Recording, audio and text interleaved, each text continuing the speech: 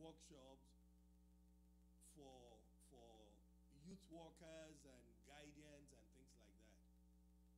I never had more than 25 people. Even when I get 25 registered, others I will tell them I can accommodate them.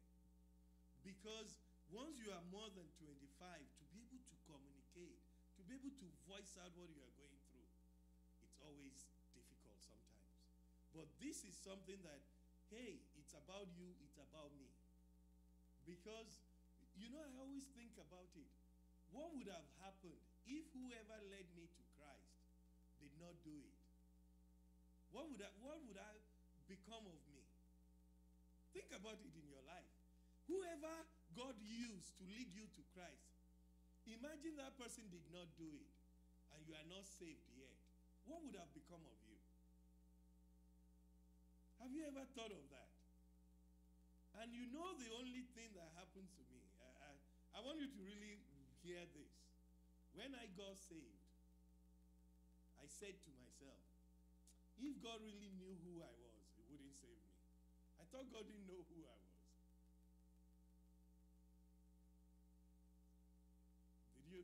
Can you get what I'm trying to say? The folly of man, the foolishness of man.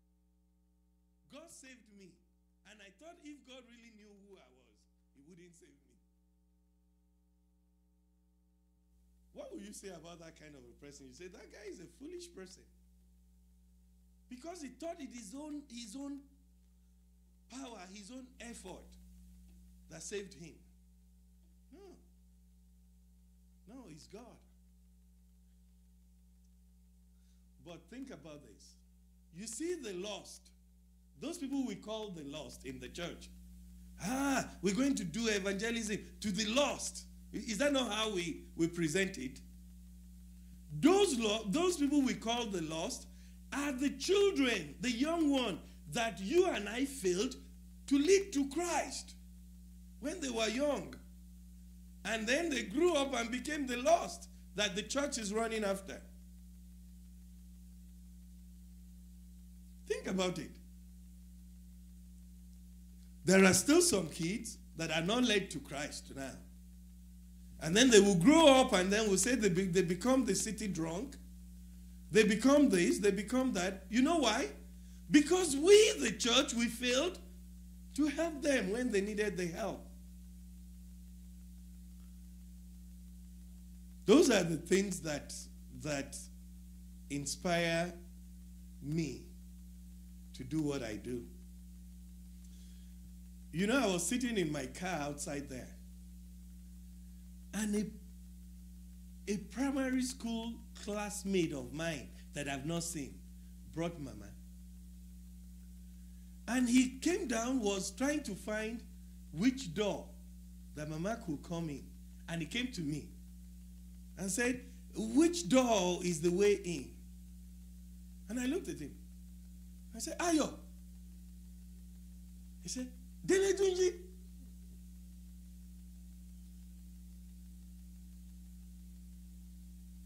And I reminded him, because we left primary school together, we grew up together, literally, because we all lived in UI. And then we went to secondary school. We went to the same secondary school, then I left to go to another secondary school. But when we were in secondary school, can you believe this? When we were in primary 6, this guy was a Christian.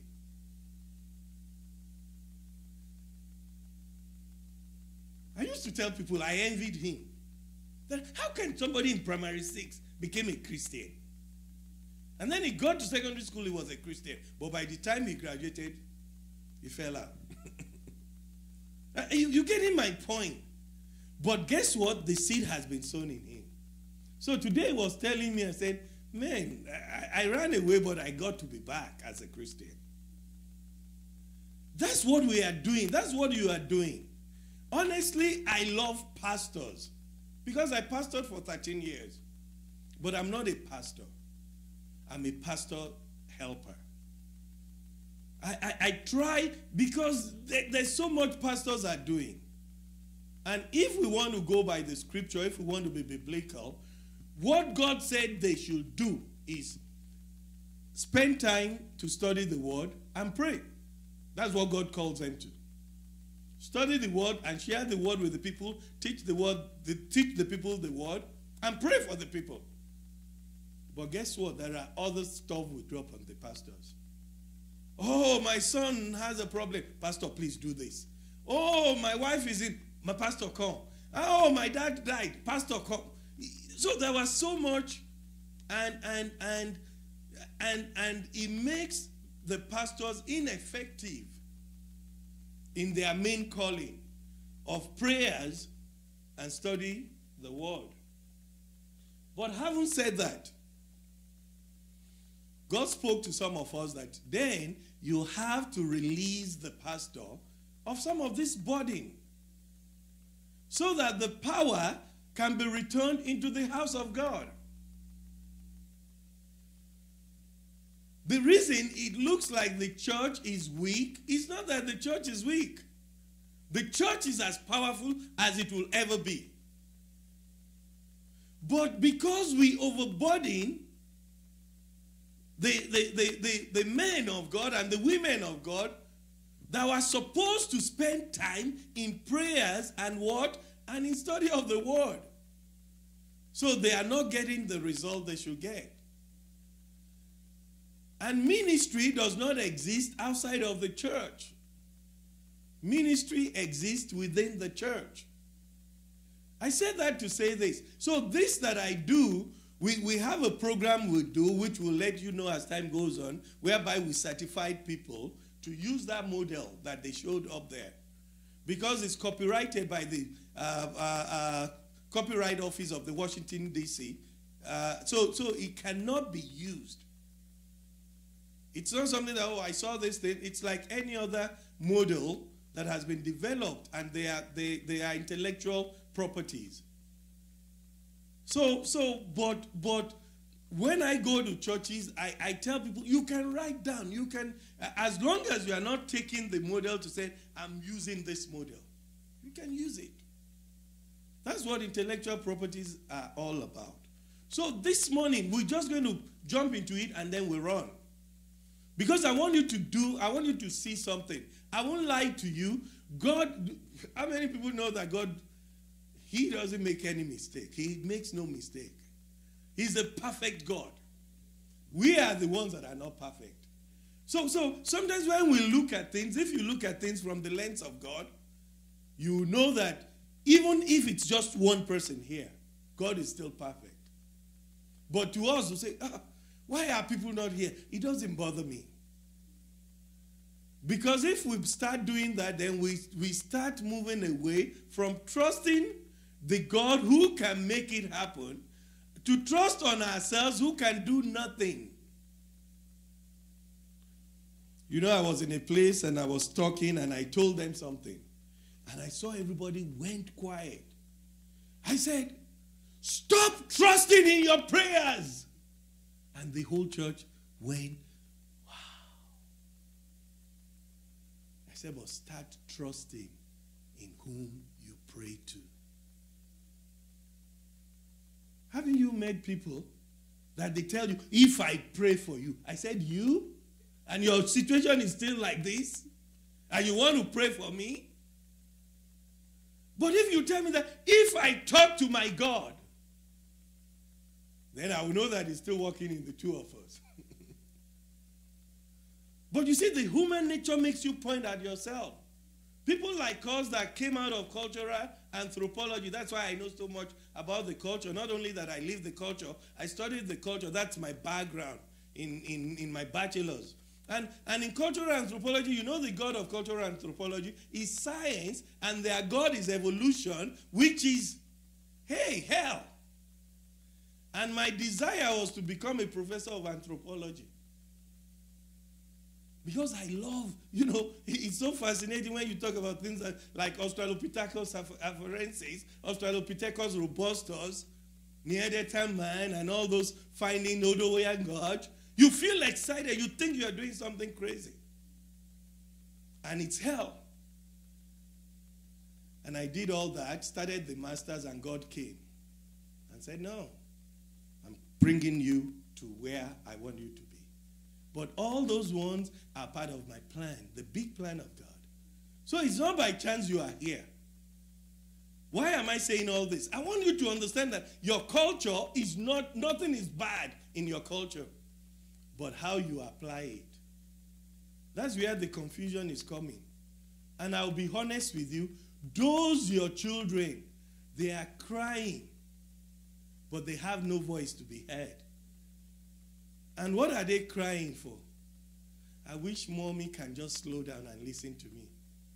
I wish daddy can just tell me, hey, what's going on in your life? You see, I learned something early on as a married man. Because like I said, I'm the last of 8 kids, and my dad started working in UI in 1948 and retired in 1978 when I left high school. And when my son was young, people thought what I was doing was academic. When they are on vacation and school is about to start, I will take him and I'll say, let's drive round. We're living in Lawrenceville and we'll drive round. And I'll say, what's your plan? What's the vision you have for next time? You are asking somebody in elementary school, what's your vision for next time? And I'll get back home and he'll tell his mom, Daddy, ask me again. What's my... And my wife thought it was, you must be cuckoo, Why are you doing that to this? But guess what? That set his future. And that made him believe that his dad believed in him. More than girls, I'm sorry to say, I'm not a feminist or a whatever they call themselves. But God that created male and female created them differently.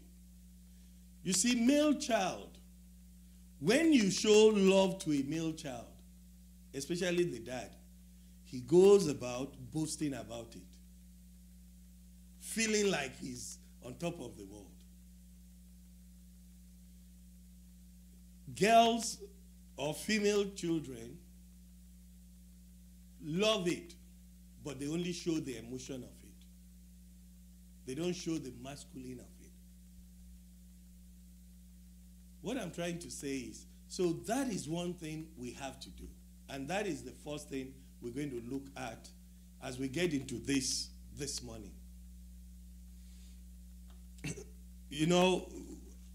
When you see me go that rabbit hole, talk on things, get on things, I'm trying to find the direction the Holy Spirit wants me to go. So I'll tell you what I just know. I remember one time that Kenneth Hagin Sr., before he died, came to class. He was one of my lecturers when I went to Rhema. So he was talking. And we couldn't get the head and the tail of what he was saying. He said, children, when will you guys learn? I want to get the direction of God. So sometimes you just take your time. You let God, and when he talks, you know. You don't always need to preach, and you don't always need to get that your prepared sermon preached. Sometimes we need to let the Holy Spirit take control of it. Having said that, I want to remind you something that, please, you have to remember. What secular schools teach our children that cause the conflict of interest? I have 3 main things I want you to remember. They will always tell your children to find their own identity. You think that is bad enough? When you tell a child to find his or her own identity, you're saying no matter what the church tells him or her, no matter what the parent tells, don't listen to that. Be you. You know what that is called? Independence. So they come home and you tell your child you want him or her to do this thing. They say, Dad, I don't think I want to do it. And you can't touch him or her. Because the law is not on your side. I had someone told me recently, he was having the normal high-tone discussion with his wife. And one of the children came to him and said to him, "Dad, if you don't stop that, I'll call 911 on you."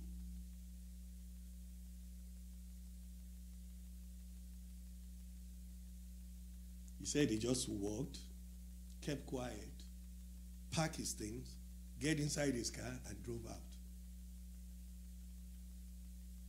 If your child walked up to you, you are having, an argument, let's call it that, with your wife, which, because you are human beings, it will always happen. And the next thing one of your children did was to come to you. Didn't go to his mom. Because that means she's already judged, or he's already judged who is at fault, and came to the dad and said, "I'm going to call the police on you." What will you do?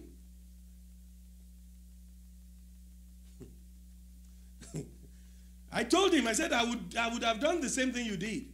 I will pack my things and go inside the car and drive off.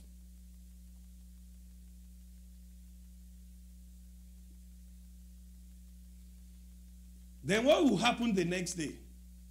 You still need to love him or her. You see the point I was making yesterday? Oh, love your children unconditionally, but be a parent to them. Don't get into that rut of, they are my friend. Hey, he's my friend. Yes, I'm older than, but he's my friend. There's a level I can go on him. There's a level I can tell him things to do. Because he has his own home, he has his own family. But we are friends. And if he tells me to shut up, what will I do? You zip it. He's not interested. So you now call your child your friend. You throw away your parental responsibility. And that's what people are doing. They are running away from that responsibility to be accountable on what happens to that kid. So they say we are friends. So the next thing, the mother that said he's the best friend to the daughter brings a boyfriend in. How long will it take that boyfriend to start sleeping with that daughter? You are friends. It's not your daughter. It's all here in the mind. So what I want us to begin with this morning, please, I want us to get into this. Everything you have taught your children, everything they have heard in the church. Now I'm talking about the godly side of your responsibility, not the human side now. The human side it includes what they see, what they heard, and some of the things you said. But the godly side is the streamlined side. It's strictly what the Word of God says. That side, I want us to divide it into 4 parts. And the 4 parts is you, yourself, is one part. And then others. What you will do will affect others. And then the 2 areas we will look at is yourself or you or self-awareness. How much is your child, or how much have you helped your child to be aware of self, of who they are? And then how much have you helped your child to be aware of others? And then how much have you helped your child to be able to take action on who he or she is? And how much have you helped your child to be able to take action on other people? So I talked about awareness and action, then self and others. Those are the 4 things I want us to look at quickly. And then we go into other stuff. Do you get what I'm saying now? So when I say self, so now I want you to become the facilitator this morning. And then you are looking at your child, and then how much is this my child, this my daughter, aware of herself? And they chain and they bring them to me.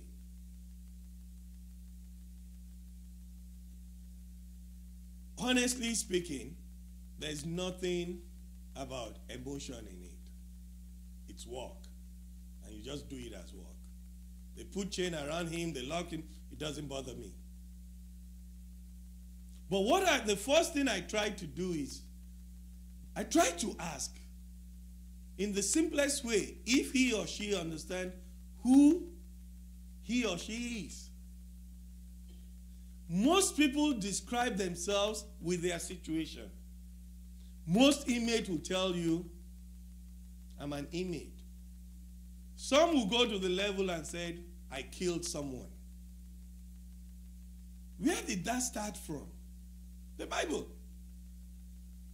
You remember that woman in the Bible called the woman with the issue of blood? Who can tell me what her name was? The woman with the issue of blood. You sure? Pastor? That's what I want you to get. Thank you, sir. They called her the woman with the issue of blood. What happened to the issue of blood? She was healed. So will you still go back and call her the woman with the issue of blood? So you called a child Omoburuku. Now he did good thing. You see the point I'm trying to let you see. So when you ask a kid and said, who are you? He describes him or herself based on his situation. That's why they call the woman with the issue of blood. I keep thinking, did she have a name? So you called her based on her situation. And for many years, that killed that woman. Because once she shows up in the street, the woman with the issue of blood is here. It's depressing. What happened to Abraham? God changed his name to Abraham. Why? What is the meaning of Abraham? Father of nations. Because when you call him, this was somebody who had no kid, and you call him the father of nations, something happened here. Unlike the woman that they call the woman with the issue of blood, the same thing happens here. But they are negative. One is depressed, one is encouraged. Abraham became encouraged. I'm a father of nations. And people who knew him will say, he doesn't even have a child. But you say you don't know. God said, I'm a father of nations. But the woman with the issue of blood, God healed her. And they still didn't tell us her name. Which means some people will say, that woman with the issue of blood. But they say she's been healed though. So she might even have lived her life, in spite of the fact that she knew she was healed, still be in doubt. So when we deal with our children, the first problem that we need to solve with them is called, do you know who you are? How are you portraying that to those children? I have a kid that told me one time, he said, I will never go to that Nigeria. Why? I will never. Because every time I did something wrong, my mom would say, she will send me to Nigeria. I think that place is a jail.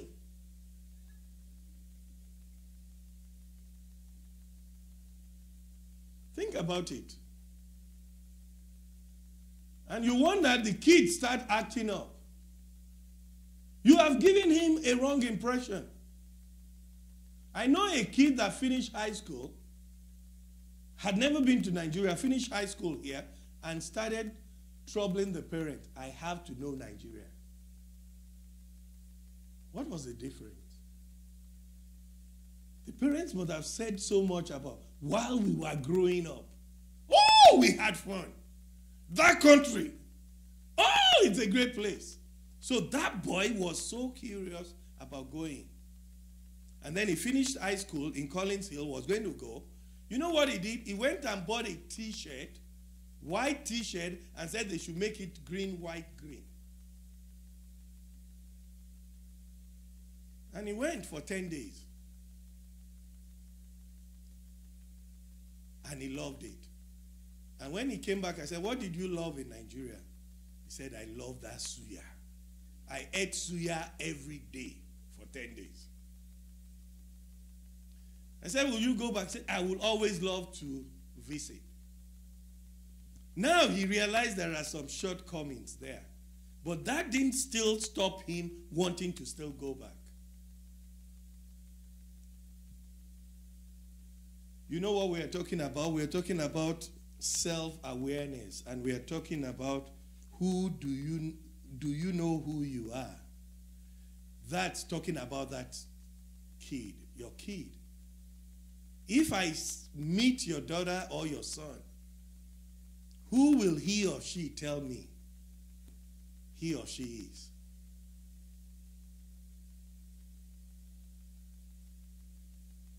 I'm being honest with you. Who?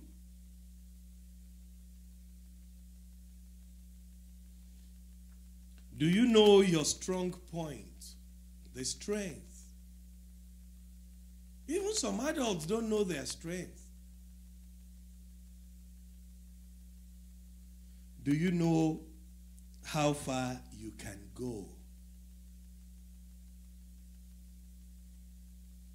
What is your limit? You have to find that's the discussion we need with these young people.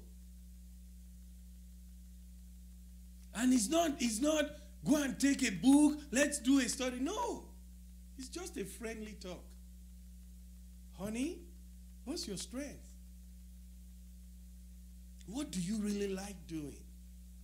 Do you know that in Nigeria, once you get to a college that we call university, you almost know what you're going to do.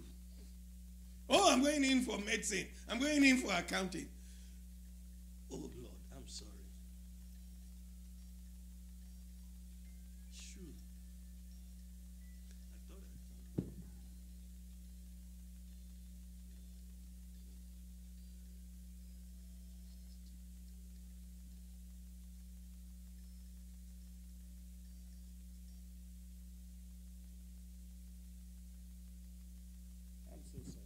I thought I thought I turned it off. So my point is, so when you get your kid to sit down and you are talking, what you want to find out is, hey, what is your limit? How far can you go on this? And then, because we are talking about self-awareness, then we go to others. What is your awareness, your kid about others? The question is, to what degree are you attentive to other people? You see, those questions will give you answers on what is going on in his life. There are some kids, I'm sorry to say, they are jelly. They just follow everything they think is cool. Some of you might know the story. There's a couple years ago here in Atlanta, a parent brought 3 kids to the U.S. 2 of them were already in the eldest one had already graduated. 2 of them were in college, Georgia State. And the oldest son had a friend, and because of what the parents said, he went and make a friend with another Nigerian kid who was born here. There's a big difference between them. Kids born here and kids born at home and brought here. So they became friends. And this kid that was born here invited him. The dad called me to say, I noticed something with this our son. Every time UPS comes, they bring these boxes of things that he ordered online. And they are always big boxes. And I don't know where he will get money. We don't open it, but we don't know where he gets this money. And when they open it, will be sneakers. Sometimes it will be, all kinds of things, expensive stuff. So the man told me, he said, I will need your help. I don't know. I believe he's doing something we don't understand because he's supposed to be in school. But when he orders this thing, he orders it home. So he told me like this week, 2 weeks after, because I didn't have the chance. You know how we think we are so busy until something that is not pleasant will happen. 2 weeks after, the man called me at night crying. He said, he used to call me pastor. He said, Pastor, and I told you. And I told you, my son died yesterday. His friend, the Nigerian friend, boy, took him, they rented Escalade. They went to somewhere in Tennessee to do drugs, to buy drugs. This other guy knows how they do it. They drove there, they got there. Then something went wrong. They started shooting. This other boy was able to escape, but he didn't make it. So this boy drove back from Tennessee to Georgia, drove to their house, and told them that he heard that they killed him at so place. He didn't. So they took the corpse. Police came, they packed the corpse, put it in the... So they went searching, and then they, the story. And they found out that their son was dead.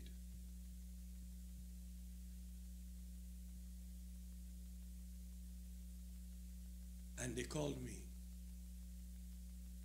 And I went to their house in Litonia. And Mama was not crying. She was just looking like this. She said, I can't cry. I said, this is too much. I would have stayed in Nigeria with these kids. He said, but it's for them. We are retired. We came for them.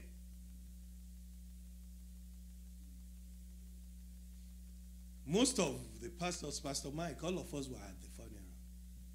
We were all there. And I got out. That was about 2006 or so. And I told myself, God, give me the enablement to be able to do this thing as a ministry.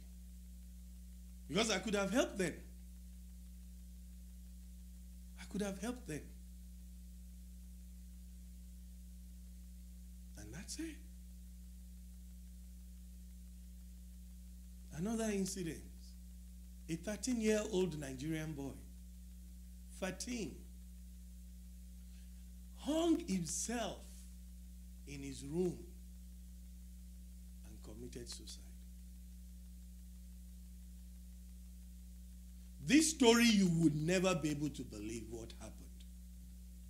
His mom had an accident. This boy has 4 siblings ahead of him. Then his mom had an accident and was restricted on a wheelchair. She couldn't drive. She was even depressed. A woman that had been active, now she's on the wheelchair. So this boy kept complaining that his mom never showed up in his ball game to watch him. Complaining to nothing that this woman can control. They have what you would call a perfect home. I know them. We came from the same town in Nigeria. I knew them very well. I called the dad brother Not the brother in church. The brother as a gbon. And when they called me that night, they said, Dele, your son is dead, which is their last boy, 13-year-old, because he was born here. What happened? They said he complained that all his friends, when they go to play game, their parents are there. It was only him that his mom never showed up. And that when his siblings, older siblings, played their game, she was always there. Forgetting that she had an accident. She's now on wheelchair. She's depressed. And this boy hung himself. That's what I can't understand. He put a rope around his neck in his room, in the house. 13-year-old. Where did he hear that? How did he know what to do? The guy that was bombing everywhere in Houston this past week read everything on the internet. How to make the bombs. Wrote it out, how to make each bomb. And you sit down here and you are telling me, oh, I'm praying about it.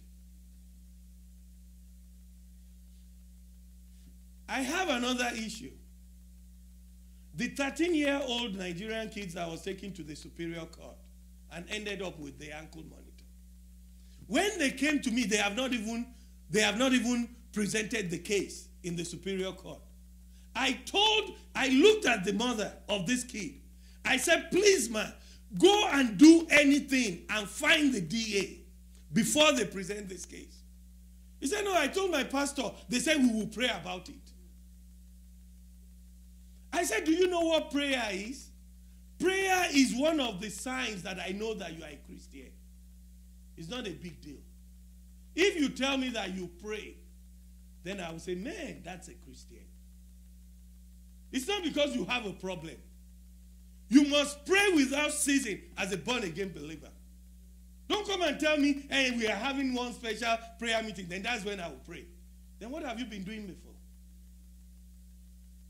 When you want to show me a Christian, show me somebody who prays without ceasing. When there's headache, he prays. When there's cancer, he prays. When everything is all right, he prays. When nothing is working, he prays. When it seems like God is far up, he prays. That's one of the signs of a believer. And they made me feel bad. I took them to the juvenile court. I looked at the case. I printed out the case. I gave it to them. I gave them names. I can't be involved directly because of what I do. Go and do this thing. Then they came back after a week and said, oh, they said they brought him out. The boy was already in detention. They brought him out before the magistrate, and they didn't do anything. They took him back. I said, now they just heard the case. The case just become formal. He's just been charged before he's not been charged. You hearing what I'm saying? That's the justice system. That's the justice system. Because there's law and it's open. But guess what? You have to find it.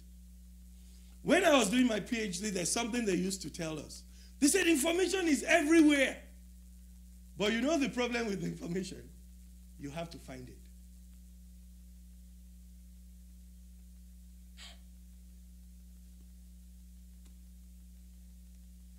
This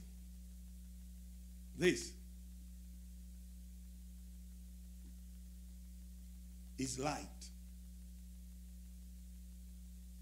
This thing, this Bible, the Bible we carry, is light. But it's not light until you open it. The Bible says when Paul, who was Saul, was going to persecute the Christian, and the Lord showed up to him on the road to Damascus, what happened? The Bible said, the people with me, they did what? They saw the light. But what happened? But they did not hear the voice. They all saw the light. Why? You all have the light. But the light means nothing if you carry 10 of these.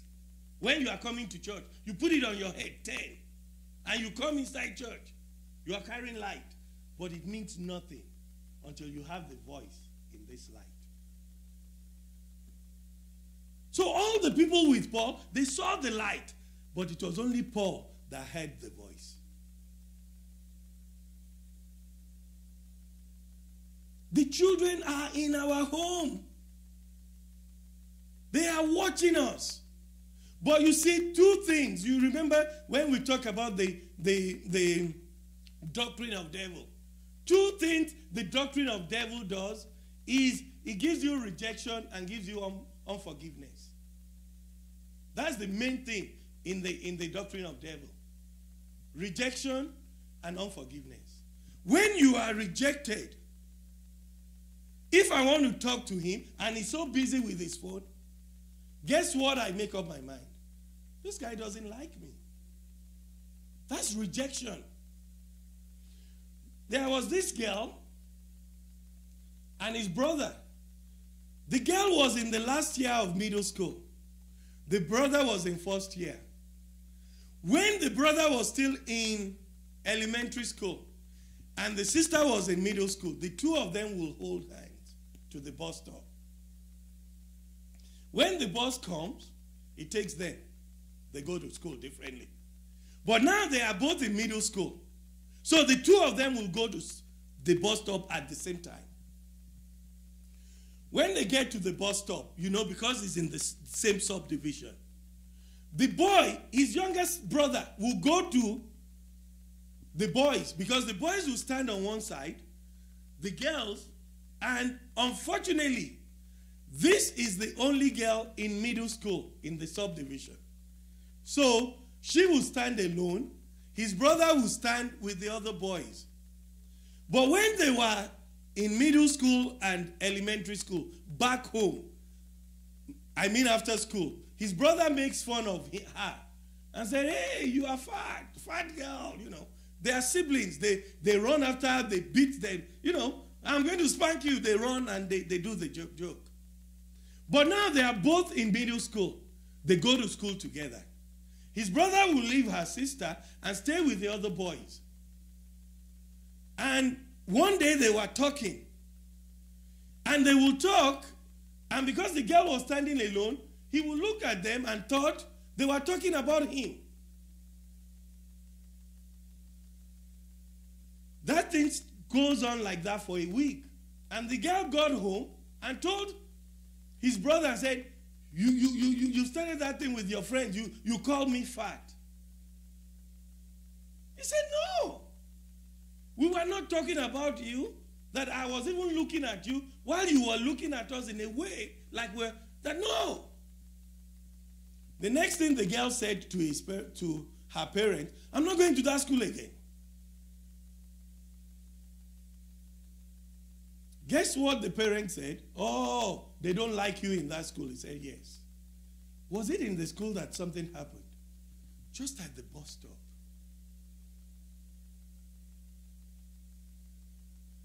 Fortunately, the parents knew me and they called me. So I went to talk with her. And she told me what I thought it was. That when the boys gathered together at the bus stop, they talk about him, and his brother started it, told them that she's fat, and they all look at him and laugh. And that's why she doesn't want to go to that school again.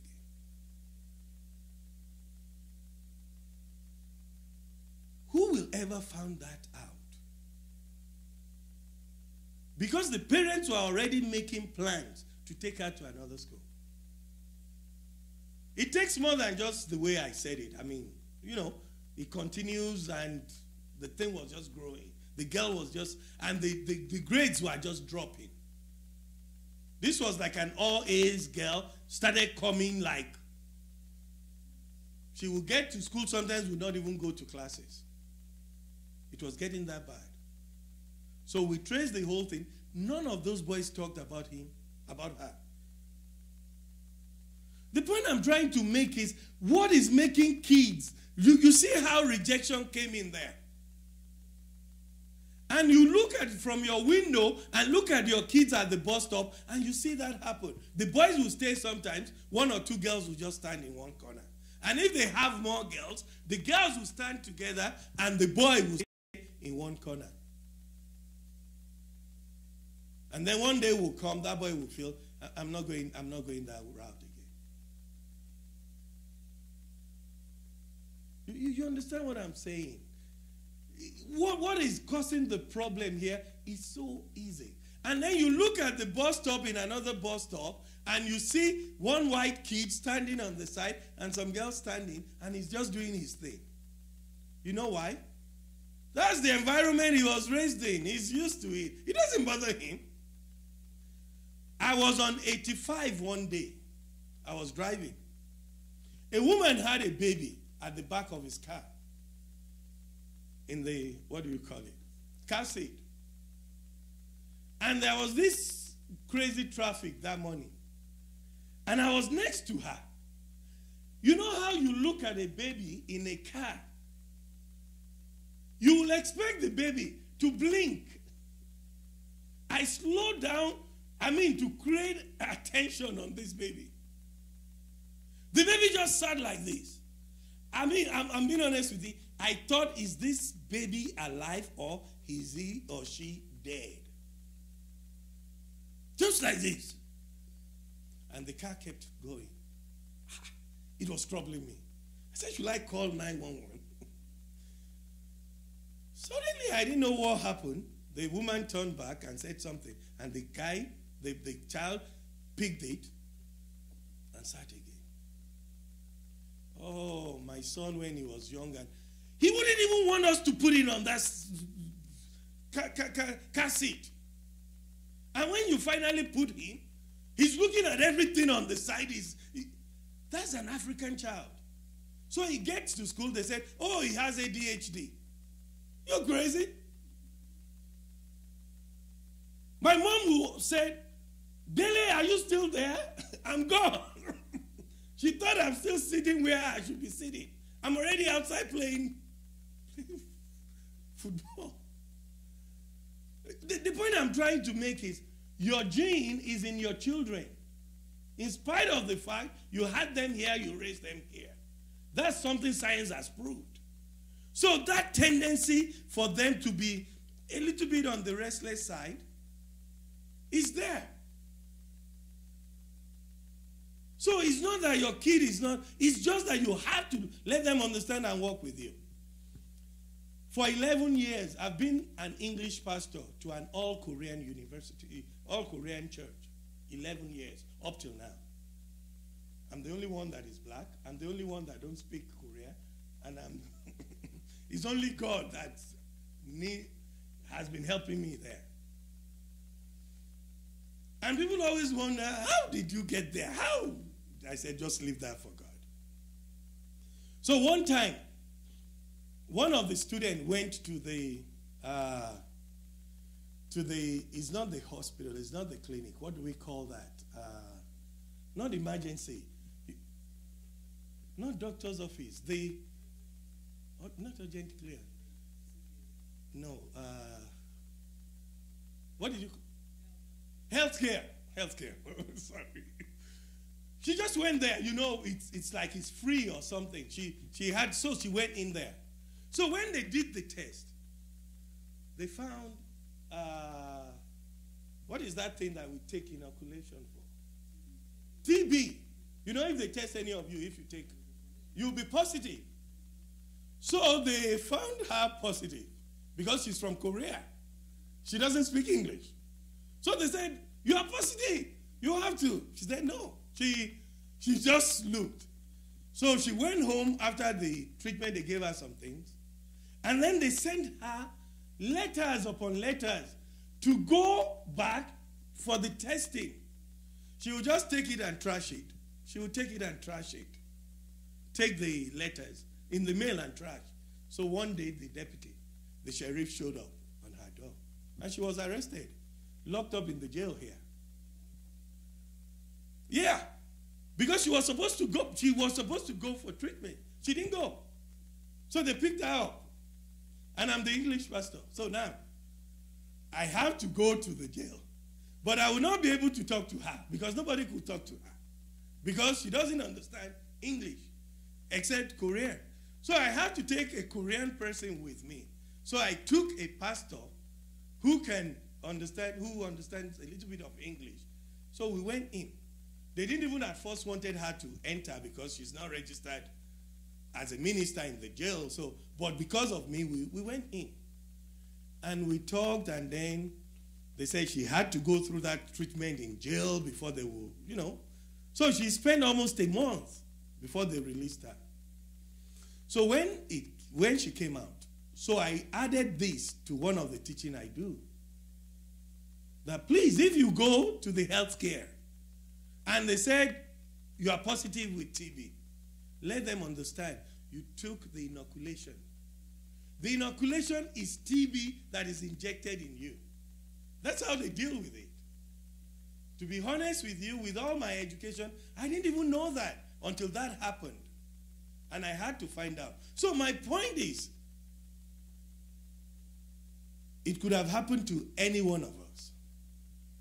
Because we all took that inoculation. If you open, you will see the stamp. It's in everybody's, What am I trying to say? That is what affects some of the things that where you come from, it means nothing. But here, it means a lot. So, the 4 things are so important for us to know, talking to the children. And they showed it up there, which you should have gotten it down. Do you know who you are? I remember my son would joke about it and said, Daddy, you are always saying, "Don't tell me anything, was it?" That was what my dad always tells us. You should always remember the sons of whom you are. Number 1, you belong to Him, the Almighty. The consciousness of who you are in Christ determines what you do. That doesn't mean, listen, you can't pick the friends for your children. Remember the one I just said? The boy's father was a pastor here in town. And this boy, the 2 guys that went to Tennessee, they were going to church. And they were still doing drugs.